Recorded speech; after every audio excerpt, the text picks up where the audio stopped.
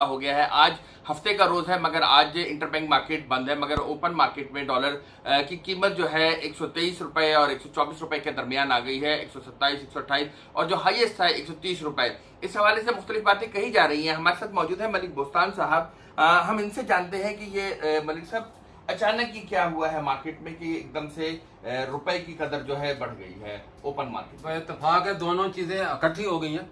एक तो इलेक्शन जो 25 जुलाई को था और स्टेट बैंक ने 24 जुलाई से ये रिस्ट्रिक्शन लगाई थी कि कोई भी एक्सचेंज कंपनी अपने जितने भी ऑपरेशन है पाक रुपीज़ के खास तौर पर वो बैंक के जरिए करेंगी। कैश की सूरत में उन पर पाबंदी लगा दी है। बड़े शहरों में कैश पे खास तौर पर कराची, इस्लामाबाद, लाहौर, पेशावर, पिंडी पे।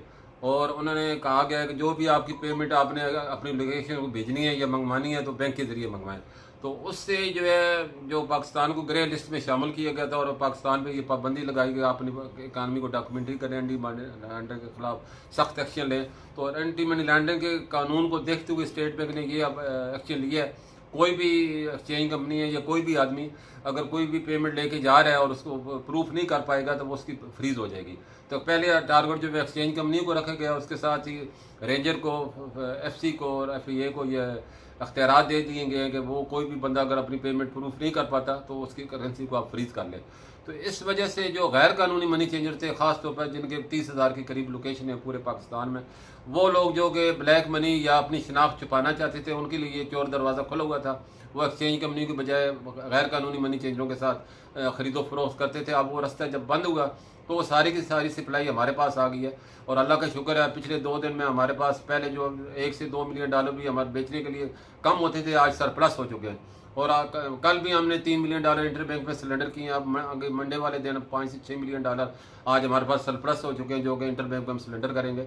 और इसकी वजह से रुपया भी जो है इंटर बैंक में भी मजबूत हुआ है। फ्री मार्केट में आपने देखा पिछले हफ्ते 130 था और आज 124 के करीब 6 रुपये गिरा एक हफ्ते में।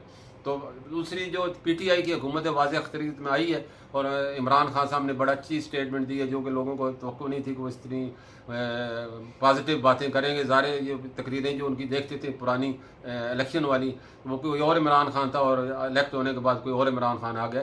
तो उन्होंने बड़ी अच्छी बात की है कि इंतकामी सियासत को हम दफन करेंगे, पड़ोसी ममालिक के साथ बेहतर तल्लुकात बनाएंगे, अपनी मैशत को, अपने रुपये को मजबूत करेंगे।